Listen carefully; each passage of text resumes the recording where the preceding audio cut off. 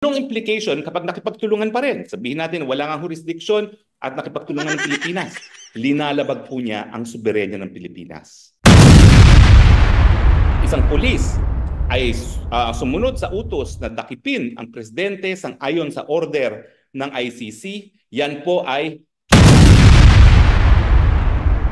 Welcome back po sa Pilinfo TV. Napakaganda po ng ating background. Yan po ang Coron Island sa Palawan.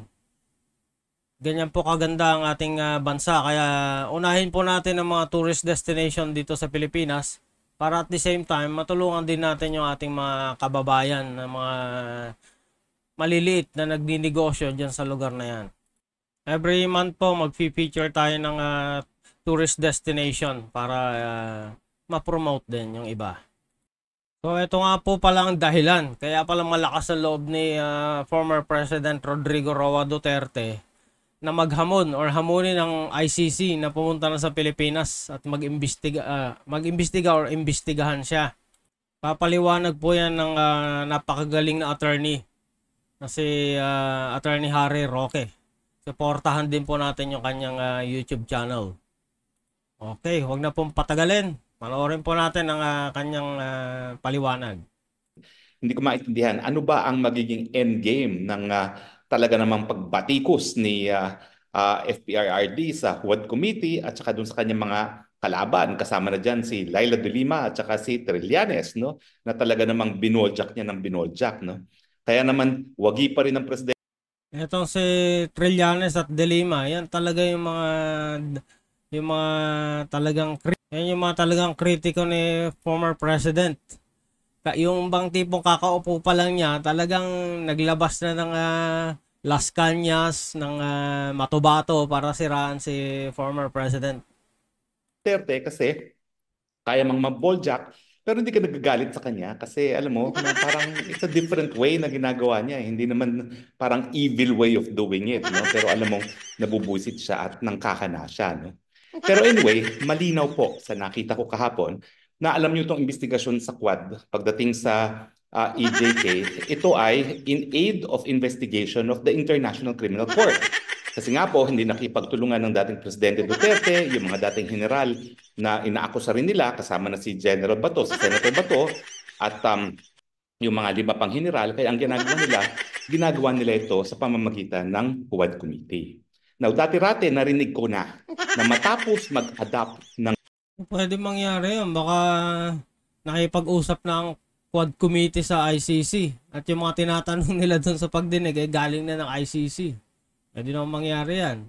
Resolution ang House Human Rights Committee na dapat imbestigahan at makipagtulungan sa ICC na meron na mga tao na taga-ICC na in fact hinarap ng Kongreso. Nakipagkita sila sa Kongreso at nangako na nakipagtulungan.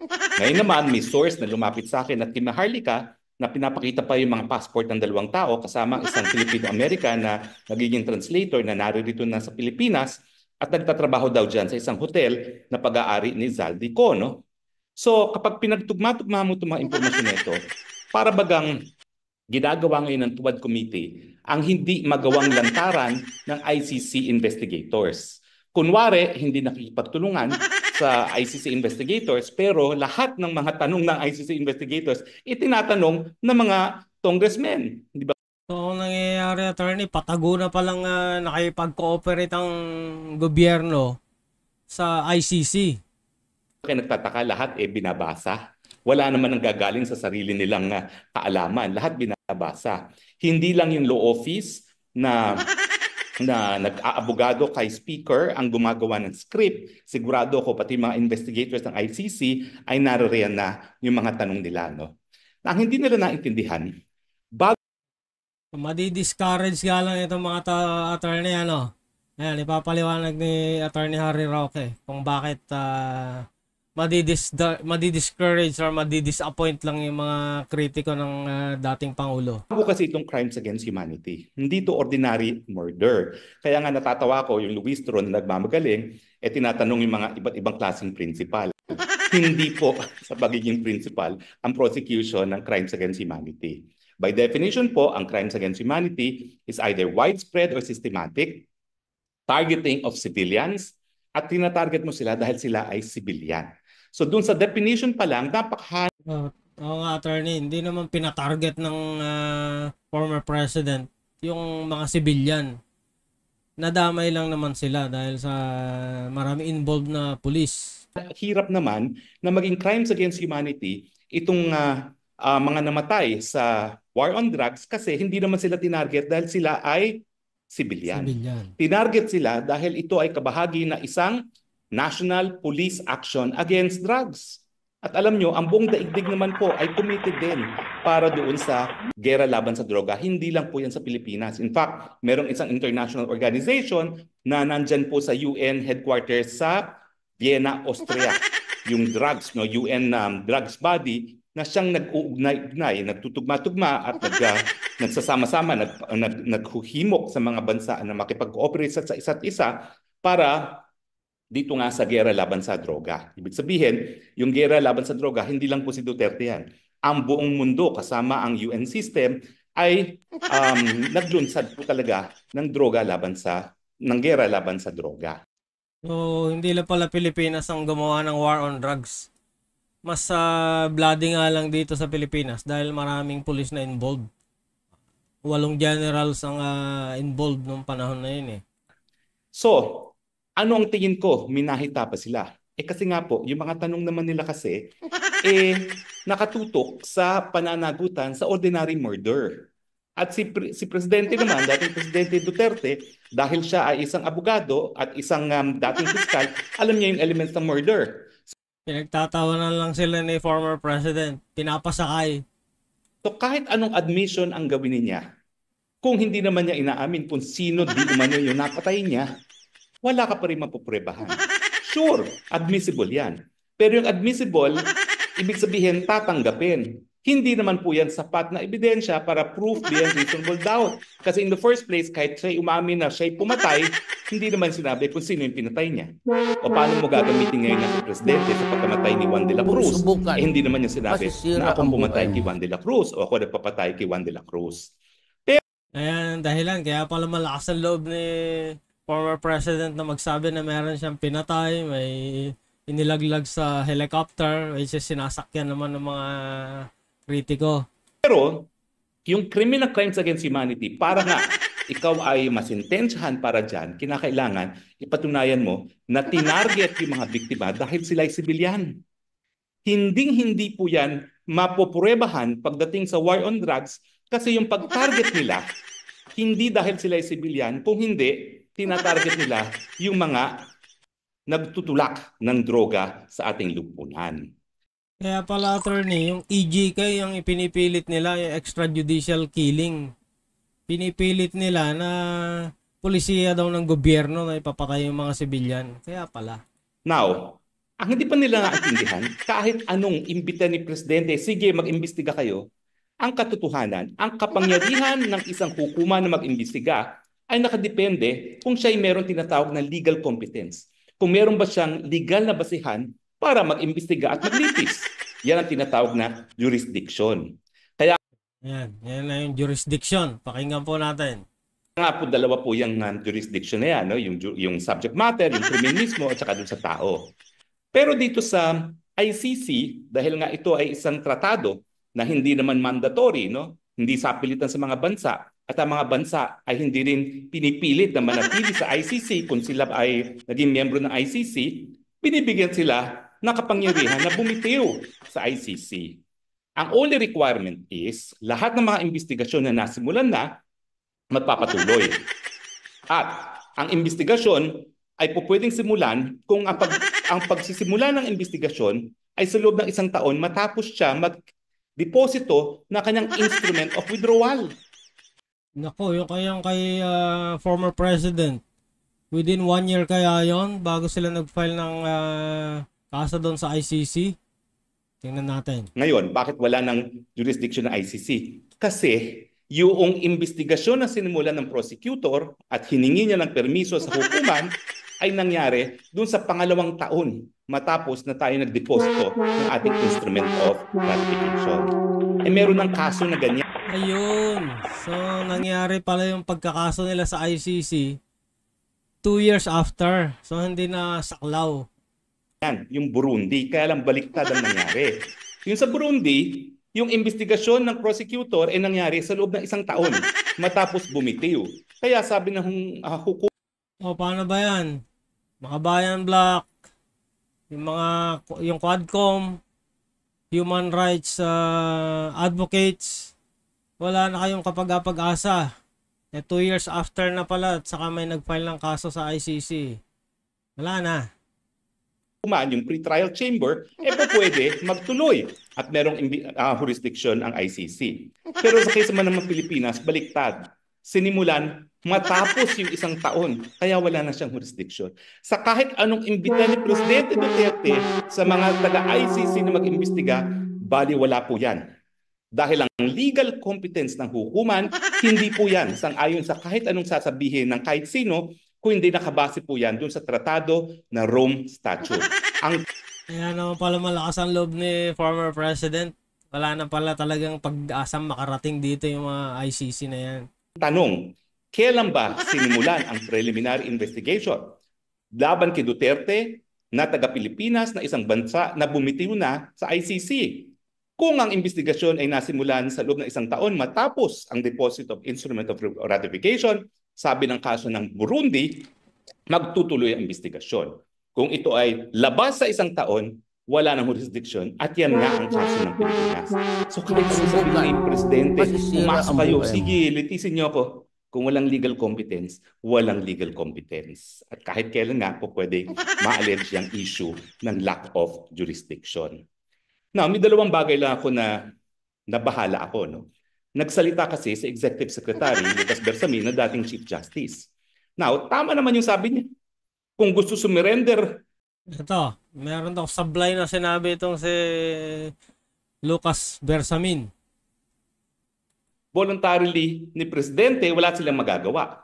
Pero meron pa siyang dinagdag na ako po ay in disagreement and I respectfully defer with former Chief Justice Bersamin. Yung sinasabi niya na kapag nagkaroon ng red notice ang Interpol na in-issue o request ng ICC, walang dahilan para hindi magtulungan ng Pilipinas. Mali po yan.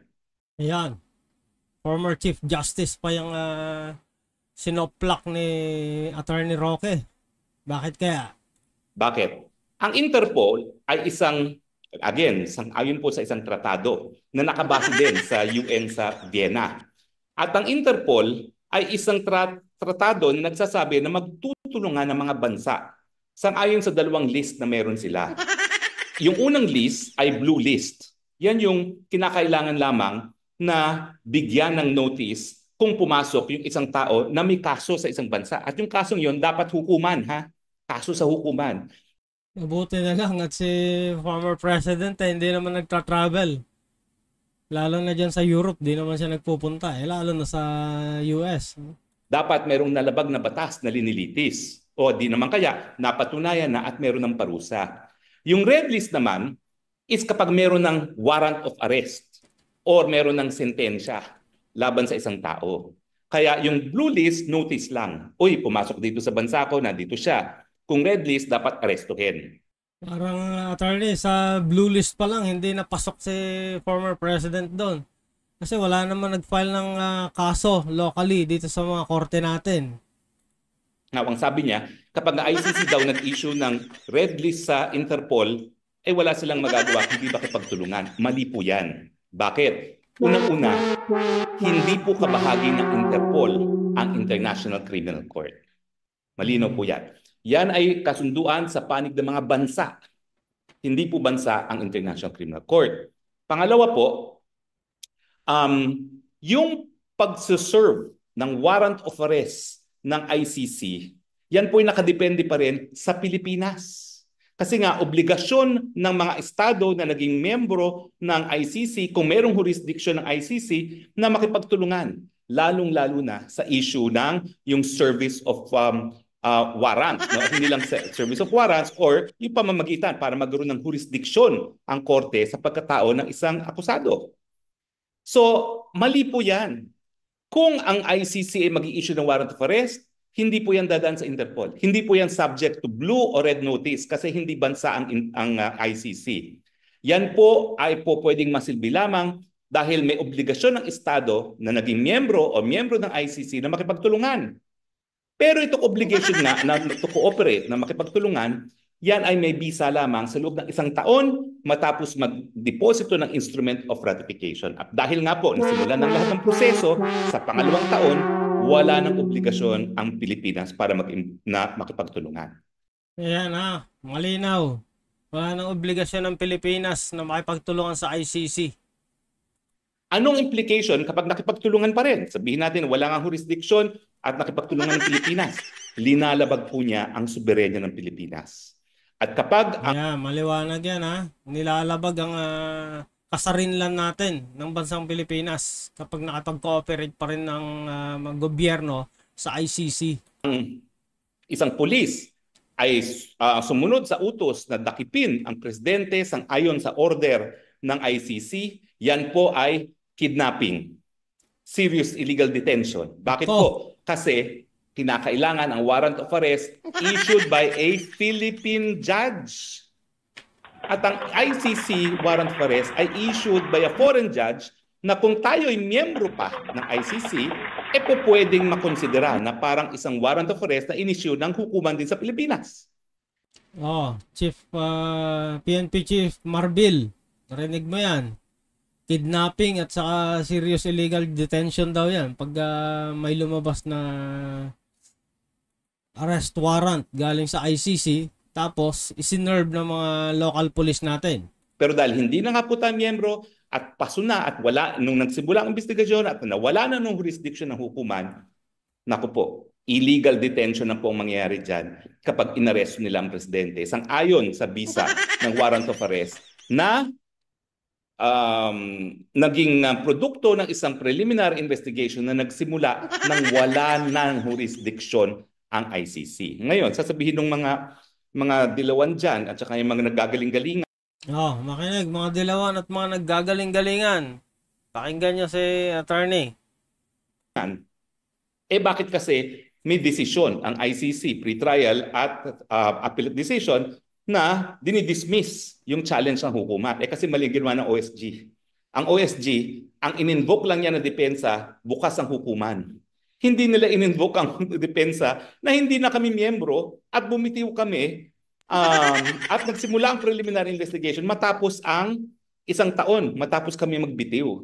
Sabi pa nga ng appellate tribunal, hindi mo yan renace during the pre-trial chamber proceedings, hindi mo po pwede i-raise yan for the first time on appeal sa appellate tribunal.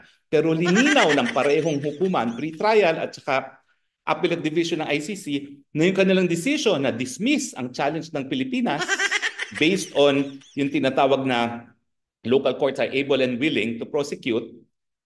Hindi siya decision on jurisdiction kasi sabi nila, yung prinsipyo na mayroong Philippine courts that are able and willing na tinatawag natin complementarity, in the first place, hindi mo i-invoke ang complementarity kung sa tingin mo walang jurisdiction. I-invoke mo lang ang complementarity kung mayroong jurisdiction ang hukuman. Kasi ganun yun.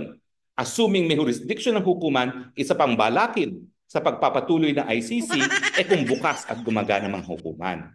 Dahil ang Pilipinas, ang kinuwestiyon lang ay bukas ang mga korte sa Pilipinas, hindi nila kinuwestiyon yung jurisdiction, natural. Hindi nagdesisyon ang ICC tungkol dito sa issue ng jurisdiction. At lininaw nila na yung desisyon nila sa pre-trial at sa appeal ay hindi desisyon sang-ayon sa prinsipyo ng jurisdiction. So with all due respects, I disagree with former Chief Justice Lucas Bersamin at sana po ang ating mga legal researchers sa Malacanang. Kay E.S. Bersamin, pakisagot po kung tama ang opinion ni Attorney Harry Roque. Pag-aralan mabuti ang Rome Statute. Dahil meron pong pananagutan ang kahit sinong policeman or alagad ng batas na magsisilbi ng warrant arrest na galing sa ICC ngayong hindi na tayo miyembro dahil nakasalagay po sa ating saligang batas. Kinakailangan issued by a judge. Yung judge na yon, Pilipinong hukuman, hindi dayuhan hukuman. Yan Pilipinong hukuman dapat ang mag-i-issue ng arrest warrant. Hindi hukuman ng ICC. Kaya nga, ang sinasabi ni Presidente Duterte, mamamatay muna ako bago ko haharap sa mga dayuhang mga maestrado. Kasi po, yung pagpapatupad ng batas, yung paglilitis at pagpaparusa dahil merong nalabag na batas, yan po ay kabahagi ng isang karapatan ng isang soberenya at malayang bansa. Kapag pumayag tayo na dayuhan ang maglitis sa mga krimen na nangyayari sa atin, binabaliwala po natin ang ating soberenya. Yan po ay pagtatraidor sa Republika ng Pilipinas. Malaking dagok po yan sa ating soberenya at yan po ay pwedeng mapatawan ng parusa na parang capital offense. Talaga po yan. Pwede po yang maging capital offense. Well, sana po meron kayong napulot na karagdagang kaalaman, no? Marami po, attorney, at salamat po sa inyong pagpapaliwanag. At sa tingin ko po, nakikita naman natin, no, na kapag ang isang tao ay hindi kakayan-kayanin ng Tuwad Committee, nakikita natin na talagang pag-aksaya lang ng pera ng gobyerno at panahon itong nagaganap na pagdinig sa Kongreso ng Tuwad Committee. Maraming salamat po sa inyong patuloy na pagtangkilik, ha? At sa muli natin pagkikita, ito po inyong spokes ng bayan nagsasabi, I love you, Philippines. You're the only country that I have, and therefore, you're the only country that I love. Salamat, Attorney Harry Roque. At suportahan din po natin yung YouTube channel ni Attorney. So ayan, malinaw na ho. Yung mga nagpupush ng ICC dyan na pumunta dito para mag-imbestiga sa war on drugs, itulog na lang ninyo yan. Malabo pa yan sa tubig baha. Okay, go. Paano? Kung hindi pa ho kayo subscriber, pakiclick na yung subscribe button na yan. Hit the notification bell para lagi kayong updated sa mga new uploads natin. And salamat din po dun sa mga patuloy nanonood at saka mga nagko-comment. Paki-like and share na rin po ang ating mga video para dumami po tayong nakakapanood. Salamat po!